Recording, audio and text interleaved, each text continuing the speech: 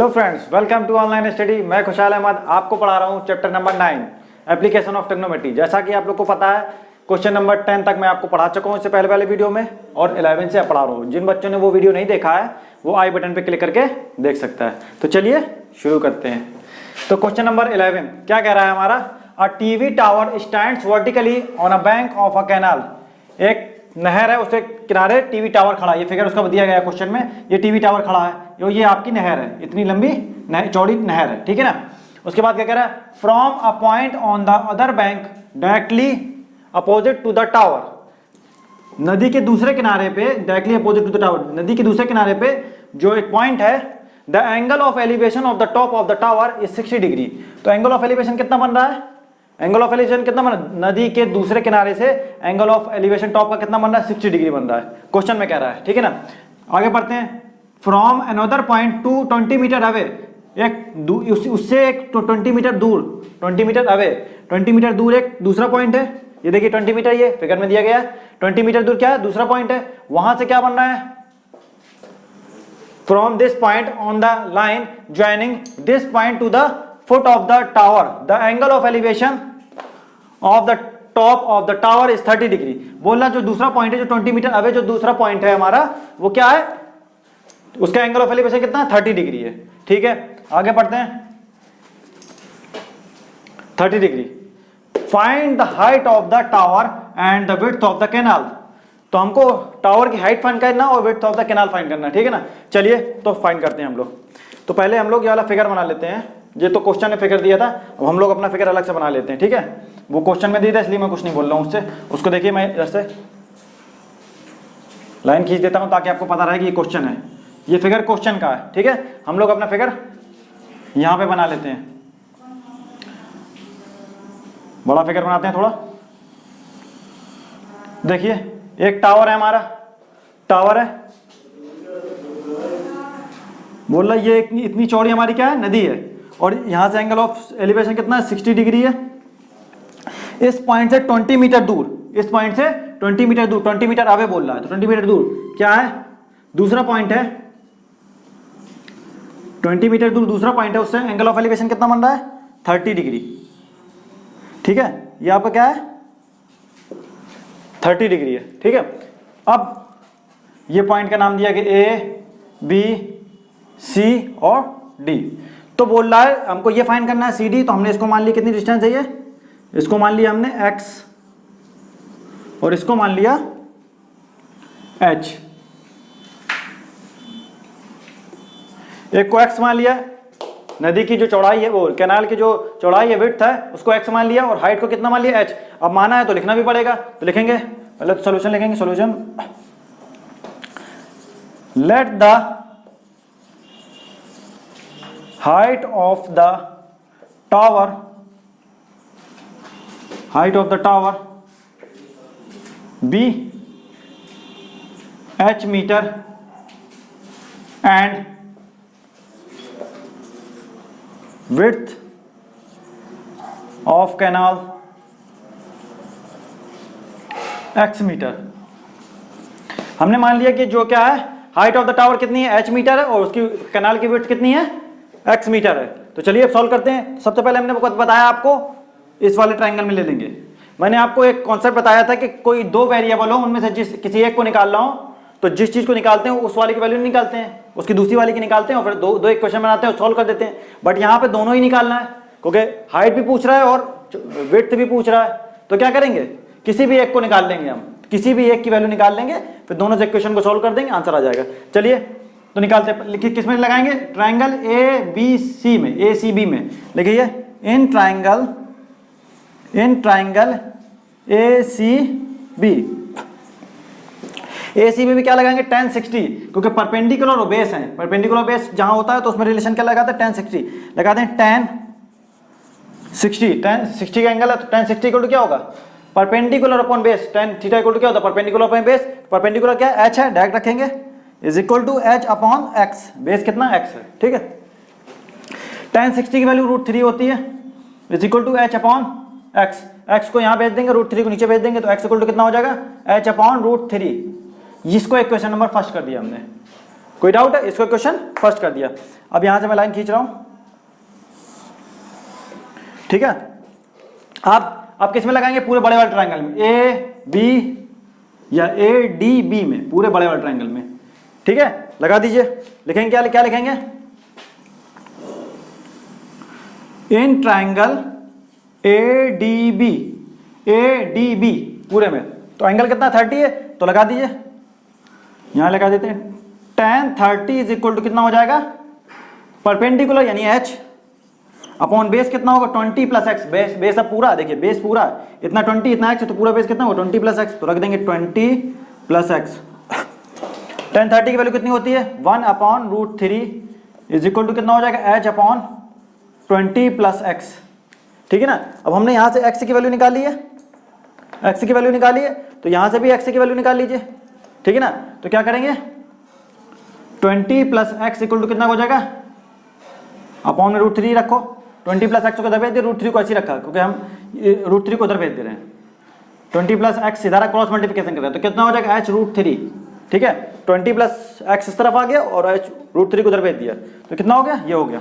अब हमको x की वैल्यू निकालना है, 20 को उस तरफ भेज देंगे, माइनस की तरफ, तो x इक्वल टू कितना हो जाएगा? x equal to h root 3 minus 20 हो जाएगा। देखिए 20 को हमने उस तरफ भेज दिया, प्लस का था उस तरफ जाके माइनस का हो गया। इक्वेशन नंबर सेकंड हो गया। पहला इक्वेशन ये था, सेकंड ये हो गया। अब क्या करेंगे? From equation first and second दोनों को इक्वल करेंगे, सॉल्व कर देंगे, ठीक है। चलिए तो मैं यहां करता हूं, लिखेंगे from equation first and second. पहले इक्वेशन से क्या था? h अपॉन रूट 3 था, रख दीजिए। पहले इक्वेशन से h upon root 3 is equal to, यहां से x की वैल्यू h अपॉन रूट 3 थी, यहां से x की वैल्यू कितनी? h रूट 3 माइनस 20, रख दीजिए h रूट 3 माइनस 20, ठीक है। अब देखिए हमें h की वैल्यू निकालना है, तो हम क्या करेंगे? h को इस तरफ ट्रांसफर कर लेंगे, h को इस तरफ ट्रांसफर कर लेंगे, या फिर ये वाले h को इस तरफ ट्रांसफर कर दिए, तो h अपॉन रूट 3 को इस तरफ भेज रहे हैं, 20 को इस तरफ ला रहे हैं, तो 20 को जब इस तरफ लाएंगे तो ये माइनस का 20 इस तरफ आके प्लस का 20 हो जाएगा। h अपॉन रूट 3 को उस तरफ भेज देंगे, तो h रूट 3 है और माइनस का h अपॉन रूट 3 हो जाएगा। कोई डाउट है इसमें? ये h अपॉन रूट 3 को उस तरफ भेज दिए तो माइनस का हो गया, ये 20 माइनस का था, ये वाला जो 20 वो माइनस का था, इस तरफ ले आया तो उसको प्लस का हो गया। तो अब देखिए इधर पे हम क्या करेंगे? एलसीएम ले लेंगे। 20 को ऐसे रखिए इज इक्वल टू, यहाँ पे एलसीएम ले लेंगे, थोड़ा इसको नीचे कर लेते हैं, 20 इज इक्वल टू, अब देखिए जब ऊपर का हम एलसीएम लेंगे तो क्या आएगा? रूट 3 एलसीएम आएगा, रूट 3 एलसीएम आएगा। 1 से रूट 3 को डिवाइड करेंगे तो रूट 3 आएगा, रूट 3 का मल्टीप्लाई रूट 3 से करेंगे तो कितना आ जाएगा? 3। ये रूट 3 का मल्टीप्लाई रूट 3 से करेंगे तो कितना होगा? 3। तो ये कितना होगा? 3h माइनस रूट 3 से रूट 3 डिवाइड करेंगे तो 1 आएगा, और 1 का मल्टीप्लाई h से करेंगे तो h ही आएगा। एलसीएम करना आता होगा, एलसीएम लेना आपको। 3h माइनस h आ गया। तो अब देखिए इसको हम क्या कर सकते हैं? 20 इज इक्वल टू कितना हो जाएगा? 2h upon root 3। रूट 3 को इस तरफ भेज रहे हैं 20 के पास, यहाँ पे कर रहे हैं हम, रूट 3 को 20 के पास भेज रहे हैं, तो क्या हो जाएगा? 20 root 3 is equal to 2h। 20 root 3 equal to कितना हो जाएगा? 2h। आप 2 को नीचे डिवाइड में भेज देंगे तो 20 root 3 upon 2 is equal to h आ गया। 2 से डिवाइड करेंगे 20 में तो कितना होगा? 10 root 3 is equal to h आ गया। सीधा कर देंगे डेसिमल लगा के, h इक्वल टू कितना हो गया? 10 रूट 3, ठीक है ना। अब h की वैल्यू किसी भी इक्वेशन में रख देंगे तो x की वैल्यू निकल जाएगी, बट अभी हमारे पास जगह नहीं है तो मैं इसको रेस करता हूँ, फिर इसको चाहे मैं यहाँ पे रेस कर दूंगा, इतना एरिया रेस करता हूँ फिर आगे बढ़ता हूँ, ठीक है। आप लोग स्क्रीनशॉट लेना हो तो ले सकते हैं, ठीक है। चलिए स्क्रीनशॉट ले लीजिए, अब मैं रेस करता हूँ।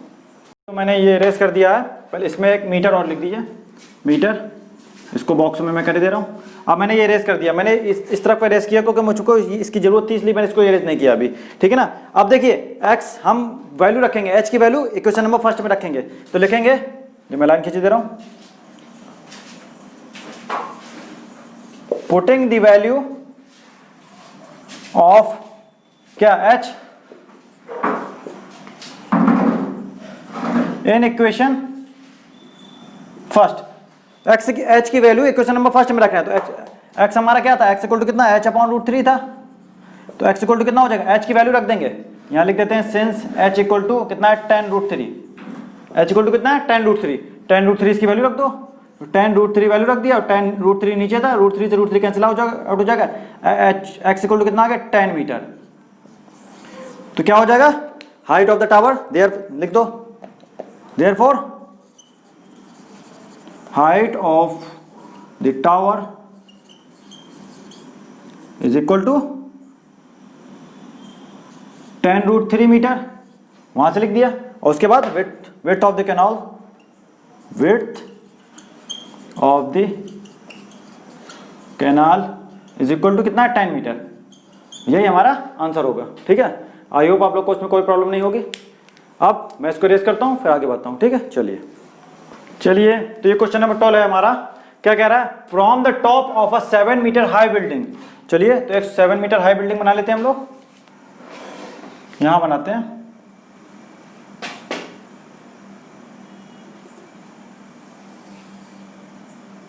तो हमको जगह चाहिए पड़ेगी, इसलिए इतना कर ले रहा हूं। एक 7 मीटर हाई बिल्डिंग है, ठीक है। क्वेश्चन में बोल रहा था from the top of a 7 metre high building, हमने ये 7 मीटर हाई बिल्डिंग बना ली। आगे पढ़ते हैं, the angle of elevation of the top of a cable tower. एक टावर है, केबल टावर है, इसका एंगल ऑफ एलिवेशन एंगल कितना 60 डिग्री। तो यहां पे एक टावर बना लेते हैं, यहां पे एक टावर बना लिया हमने। तो एंगल ऑफ एलिवेशन कितना है, इसके टॉप, बिल्डिंग के टॉप से एंगल ऑफ एलिवेशन कितना है टावर के टॉप का 60 डिग्री। तो देखिए हमने ये आपको इससे मिला लिया डिटेस्ट करके, तो ये कितना हो गया 60 डिग्री। ठीक है, आप चाहे तो इसको डैश ना करके सीधे भी डायरेक्ट कर सकते हैं इतना। ठीक है, एंगल ऑफ एलिवेशन कितना 60 डिग्री। आगे पढ़ते हैं, and the angle of depression of its foot is 45 degree. और इसका एंगल ऑफ डिप्रेशन फुट से, फुट का, इसके टॉप से इसके फुट का एंगल ऑफ डिप्रेशन कितना है। एंगल ऑफ डिप्रेशन क्या होता है, ऊपर से नीचे।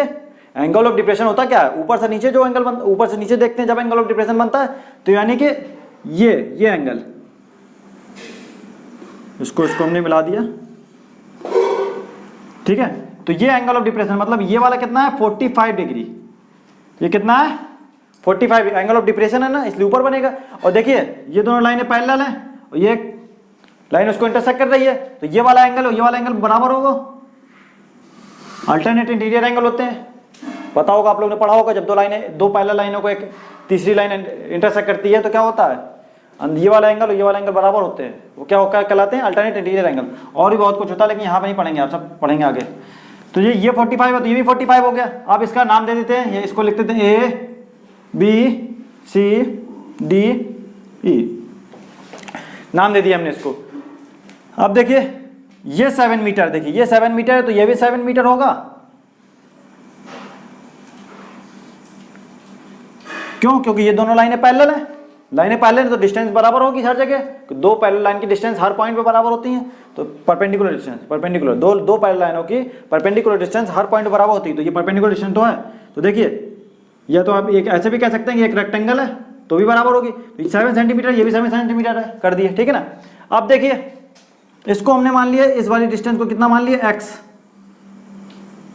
इसको कितना मान लिया x मीटर। जब ये x है तो ये ऊपर भी तो x हो जाएगी, यहां से यहां तक। देखिए मैं इधर से दिखा देता हूं ऐसे करके आपको, x मीटर, ये ऊपर वाली भी तो x होगी ना, तो हमने उसी फिगर में दिखा दिया x मीटर। ठीक है ना। अब देखिए कुछ नहीं करना, पहले हम इस वाले फिगर में ले लेंगे ACB में क्या लगाएंगे, इन ट्राइंगल। पहले जो हमने माना है, जो चीजें हमने मानी उसको लिख लेते हैं। इसको हम कितना मान लेते हैं y, इसको कितना मान लेते हैं y। ठीक है ना। हमको टावर की हाइट फाइंड करना, पूरे टावर की, यानी हमको ये पूरा निकालना है। जो भी हाइट आएगी y की वैल्यू निकाल के छोड़ने देंगे, y आंसर नहीं होगा हमारा, याद रखिएगा। y की वैल्यू निकालेंगे, फिर उसमें 7 को ऐड करेंगे, तब हमारा आंसर आ जाएगा। चलिए सॉल्व करते हैं। अब सबसे पहले हमने जो माना उसको लिख दीजिए। सॉल्यूशन लिखिए, solution, let the distance between D to D, या distance between building to building and tower, distance between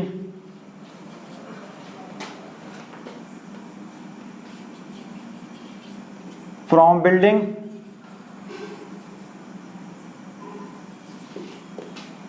या तो सीधे सीधे लिख दिए D to D, distance between D to E, D to E, D to E के बीच की डिस्टेंस कितना मान लिया,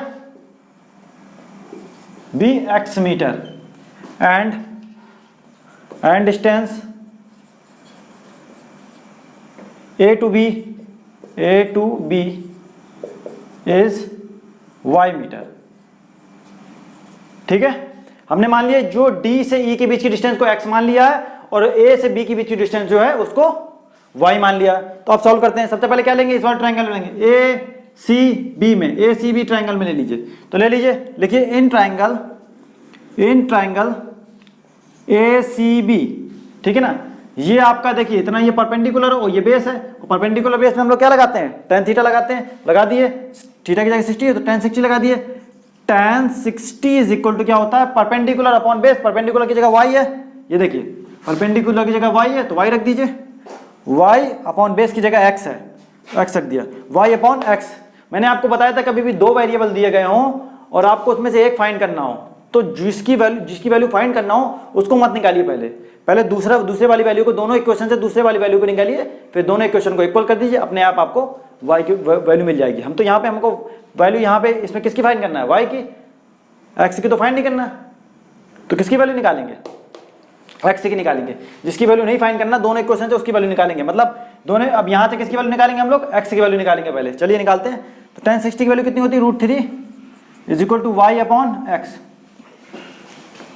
x को इधर भेज दिया, देखिए अब x की वैल्यू निकालना है यहाँ से, x को इधर भेजा, √3 को नीचे भेजा तो y अपॉन √3 हो जाएगा। इसी को इक्वेशन फर्स्ट मान लिया, x की वैल्यू जैसे निकल जाए उस इक्वेशन फर्स्ट मान लीजिए। अब दूसरे ट्रायंगल से भी x की वैल्यू निकाल लेंगे, फिर दोनों का इक्वल कर देंगे, आंसर बस।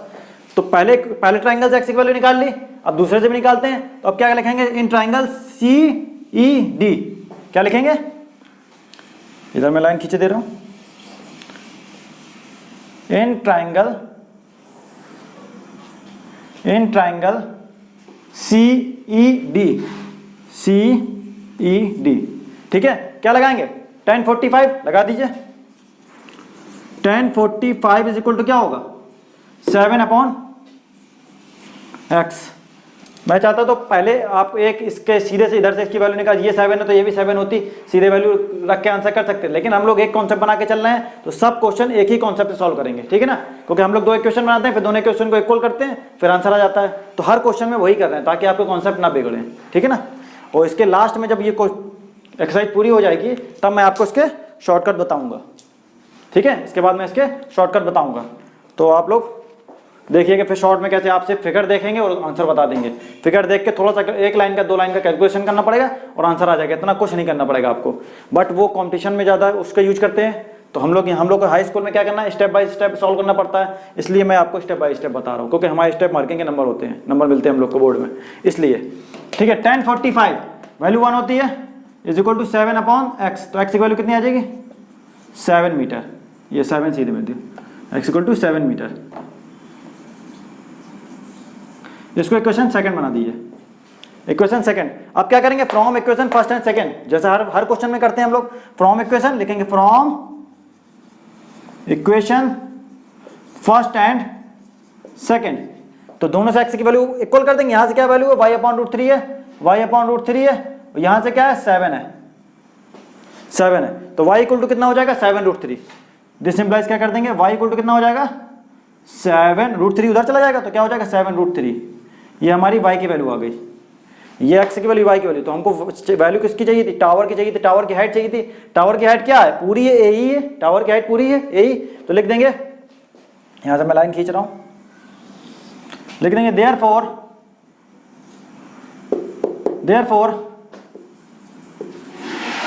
Height of the tower is equal to कितनी, हाइट ऑफ टावर कितनी है, पूरा AE है, AE है। AE को हम क्या ले सकते हैं, AB, सीधे सीधे लिखे दे रहे हैं। AE हमारा कितना है, y+7 है। AE हमारा कितना है, y+7, तो रख दीजिए AE की जगह y+7, और y की वैल्यू हमने निकाली यहाँ पे 7√3। y की वैल्यू कितनी निकाली, 7√3, रख दीजिए। y की वैल्यू पुट अप करिए यहाँ पे, 7√3 + 7, 7 कॉमन ले लीजिए। तो जो 7 कॉमन ले लेंगे तो यहाँ से √3 बचेगा, प्लस लगाया तो प्लस लगा दिए, 7 कॉमन चला गया तो 1 बचेगा। और यही आप मीटर, यही आपका क्या होगा, हाइट ऑफ द टावर, यही हमारा आंसर होगा। ये हमारा क्या होगा आंसर। ठीक है, आई होप इसमें कोई डाउट नहीं होगा। कुछ नहीं किया, बस पहले इस वाले में लगाया x की वैल्यू निकाली, इस वाले में लगाया x की वैल्यू निकाली, दोनों के इक्वल किया आंसर। फिर बस ये याद रखिएगा y की वैल्यू निकलने के बाद वो आंसर नहीं होगा, जो y की वैल्यू निकलती है वो आंसर नहीं होगा। हमारा क्या होगा आंसर y + 7, क्योंकि हमको पूरे टावर की हाइट निकालना था। y तो हमने इतना पोर्शन को y माना था ना, हमने सिर्फ इतने पोर्शन को माना था ना, लेकिन हमको फाइंड क्या करना था, पूरी हाइट टावर की फाइंड करनी थी। इसलिए हमने a की वैल्यू क्या रखी y + 7। तो y + 7 जब किया तब आंसर आएगा हमारा। बस इतना याद रखिए, क्योंकि बच्चे मैक्सिमम बच्चे यहीं भी गलती करते हैं, y निकाल के सोचते हैं आंसर आ गया छोड़ देते हैं। ये गलती आप मत करिएगा। ठीक है, चलिए तो मैं इसको रेज करता हूँ फिर आगे बढ़ता हूँ। ठीक है, चलिए तो ये क्वेश्चन नंबर 13 है हमारा। क्या कह रहा है, as observe from the top of a 75 metre high light house from sea level the angle of depression of two ships are 30 degree and 45 degree. ठीक है, तो कुछ नहीं, क्या कह रहा है कि एक लाइट हाउस है, शिप वगैरह में समुद्र में क्या बन रहते हैं, लाइट हाउस बन रहते हैं। ठीक है ना, ये लाइट हाउस है। तो कह रहा है उधर से दो शिप आ रहे हैं light house, A one ship is exactly behind the other, एक शिप के पीछे दूसरा शिप है। तो मान लीजिए सी लेवल पे, ये हमारा सी लेवल हो गया, एक शिप है उसके पीछे दूसरा शिप है, ये दो शिप हो गए। मान लीजिए इसको नाम रख दीजिए ए और ये बी, एक शिप और ये दूसरा शिप हो गया। ठीक है ना, one ship is exactly behind the other on the same side of the light house, find the distance between the two ships. देखिए फिर से पढ़ते हैं, as observe from the top of 75 metre. तो ये लाइट हाउस कितना था हमारा, 75 मीटर था, 75 मीटर था। ठीक है, ये हो गया हमारी डिस्टेंस, 75 मीटर डिस्टेंस होगी। ठीक है ना, आगे बढ़ते हैं। From the sea level the angle of depression of two ships are 30 degree and 45। Depression angle कितना है, 30 और 45। देखिए ये इनको मिला दीजिए,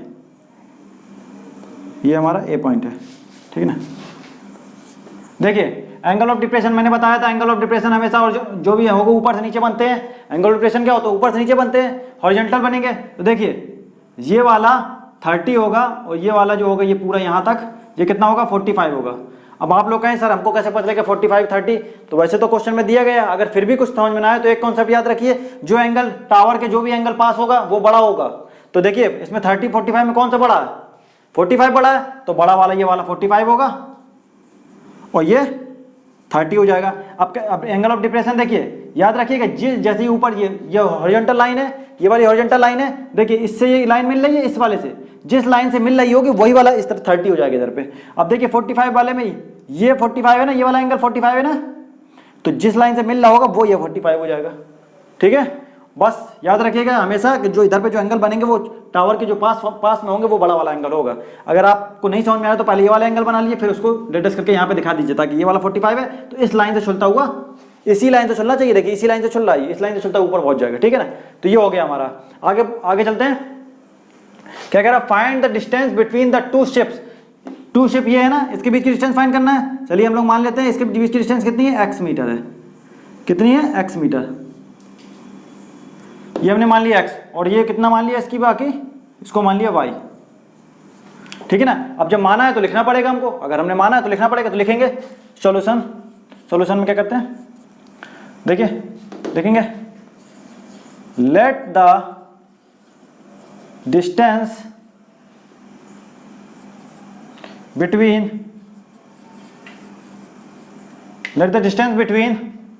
to ships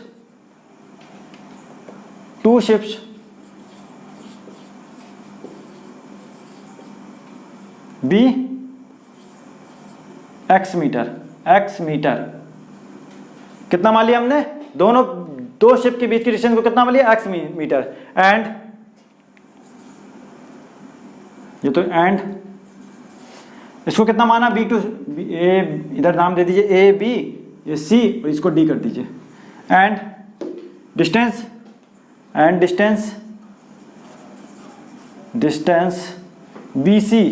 BC equal to हमने मान लिया y मीटर। BC कितना मान लिया, y मीटर। अब हम लोग इसको सॉल्व कर देंगे, पहले छोटे वाले ट्रायंगल में लगाएंगे फिर बड़े वाले ट्रायंगल में लगाएंगे। मैंने आपको बताया है अगर कभी भी दो वेरिएबल आ जाए, देखिए x y दो वेरिएबल आ गए, उसमें से फाइंड कौन सा करना है, x फाइंड करना है, y को नहीं फाइंड करना है। तो हम लोग क्या निकालेंगे क्वेश्चन में, जिसको फाइंड करना है उसको मत निकालिए, पहले दो इक्वेशन बनाइए, उससे y निकालिए, जिसको फाइंड करना है उसको मत निकालिए पहले। जैसे x को फाइंड करना है तो x नहीं निकालेंगे, पहले दोनों इक्वेशन से y निकालेंगे, फिर दोनों इक्वेशन को इक्वल करेंगे, अपने आप हमको x की वैल्यू मिल जाएगी। ठीक है ना, करते हैं। चलिए, हम एक ही कॉन्सेप्ट चल रहे हैं, जितने भी न्यूमेरिकल मैंने लगवाए हैं, जितने भी क्वेश्चन मैंने करवाए हैं, इसमें सब एक ही कॉन्सेप्ट पे सॉल्व करें, ताकि आपको कंफ्यूजन ना हो किसी भी क्वेश्चन में। समझ में आ रहा है? तो अगर आपको कंफ्यूजन से बचना है तो बस एक ही कॉन्सेप्ट चलाइए और हर क्वेश्चन में वही करिए। तो मैं इसीलिए हर क्वेश्चन में वही कर रहा हूँ, दोनों से y की वैल्यू निकालेंगे, दोनों को इक्वल करेंगे, दोनों इक्वेशन को, आंसर आ जाएगा। तो चलिए करते हैं। सबसे पहले क्या करेंगे, इन ट्राइंगल DBC लिख दीजिए, इन ट्राइंगल DBC में क्या लगाएंगे, tan 45। tan 45 is equal to क्या होगा, 75/y होगा, ये लिख दिया 75/y, क्योंकि परपेंडिकुलर अपॉन बेस होता है, परपेंडिकुलर 75, बेस हमारा y है, 75/y हो गया, ये आ गया। tan 45 की वैल्यू 1 होती है, इज इक्वल टू 75/y हो गया। यहाँ से y को ट्रांसफर कर देंगे इधर, तो y इक्वल टू कितना हो जाएगा, 75। Equation number first. ठीक है, ये इक्वेशन हमारा कितना हो गया, फर्स्ट हो गया, ये लिए इक्वेशन फर्स्ट। ठीक है ना, अब क्या करेंगे, पूरे ट्राइंगल में लेंगे, इन ट्राइंगल DAC, किसमें, DAC में लिखेंगे, इन ट्राइंगल DAC, ये वाला DA और C, तो क्या लगा देंगे, tan 30 लगा दीजिए। tan 30 इज इक्वल टू कितना हो जाएगा, परपेंडिकुलर यानी 75 अपॉन बेस, यानी कि बेस पूरा है, देखिए इसके लिए बेस क्या है, पूरा है, x प्लस वाई होगा, तो डायरेक्ट लिख देंगे x प्लस वाई, पूरा बेस होगा ना, तो x प्लस वाई लिख दिया। tan 30 की वैल्यू कितनी होती है, 1/√3 होती है, is equal to 75 upon x plus y को ऐसे ही रखेंगे। यहाँ से हम किसकी वैल्यू निकालेंगे, y की, तो इसको इधर क्रॉस मल्टीप्लिकेशन करिए, तो कितना होगा, x plus y is equal to कितना होगा, 75/√3। यहाँ से हमने y की वैल्यू हमारे पास है ना, तो यहाँ से भी y की वैल्यू निकालिए, तो y की वैल्यू कितनी हो जाएगी, 75/√3 माइनस x प्लस का था, उस तरफ जाके माइनस का हो गया, क्वेश्चन नंबर सेकंड कर दिया हमने। कोई डाउट, सब में हम ऐसे ही करते हैं, पहला एक क्वेश्चन बनाते हैं, दूसरा एक क्वेश्चन बनाते हैं, दोनों को इक्वल करते हैं, आंसर। ठीक है ना, अब दोनों को इक्वल कर देंगे, लिखेंगे from equation first and second, यहां लिख रहा हूं मैं, लिखेंगे from equation first and second. देखिए इक्वेशन फर्स्ट एंड सेकंड से हम क्या करेंगे, यहां से y की वैल्यू 75 है, रख दीजिए 75 इज इक्वल टू, यहां से y की वैल्यू कितनी, 75/√3 माइनस x, तो रख दीजिए 75/√3 माइनस x, दोनों से y की वैल्यू रख दी, इक्वल कर दिया। अब क्या करना है, हमको x की वैल्यू चाहिए, तो x को यहां ट्रांसफर कर देंगे, 75 को उस तरफ ट्रांसफर कर देंगे, तो माइनस का x है, इस तरफ आके कितना, किसका हो जाएगा, प्लस का हो जाएगा, तो क्या हो जाएगा, x is equal to 75/√3 minus 75 उस तरफ जाएगा, 75 हमारा इस तरफ है, उस तरफ जाएगा तो कितना हो जाएगा, माइनस का हो जाएगा, तो ये हो गया 75। अब देखिए 75 दोनों में कॉमन है ना, 75 कॉमन है ना दोनों में, कॉमन ले लीजिए, तो x इक्वल टू कितना हो गया, 75 ब्रैकेट में √3 माइनस 1 मीटर, यही हमारा आंसर होगा, यही हमारा क्या होगा, आंसर। आई होप इसमें आप लोगों को कोई डाउट नहीं होगा। ठीक है, और हाँ, अगर अच्छा लग रहा हो तो लाइक करते जाइए, ठीक है ना, और अगर नए हैं तो चैनल को सब्सक्राइब जरूर कर लीजिएगा। ठीक है, तो चलिए, आई होप आप लोग को यहाँ तक समझ में आ गया होगा। अब मैं इसको इरेज करता हूँ और आगे बढ़ता हूँ। ठीक है, क्योंकि वीडियो बहुत ज़्यादा लंबे हो जाते हैं, तो मैं इसके आगे क्वेश्चन अगले वाले वीडियो में कराऊंगा आपको। तब तक के लिए खुश रहिए, खुशियाँ बांटते रहिए और प्रैक्टिस करते रहिए। और अगर मेरा वीडियो आपको पसंद आया हो तो लाइक कीजिए, सब्सक्राइब कीजिए और शेयर भी कीजिए, बट लाइक जरूर करते जाइए मेरी मोटिवेशन के लिए। ठीक है, तब तक के लिए गुड बाय।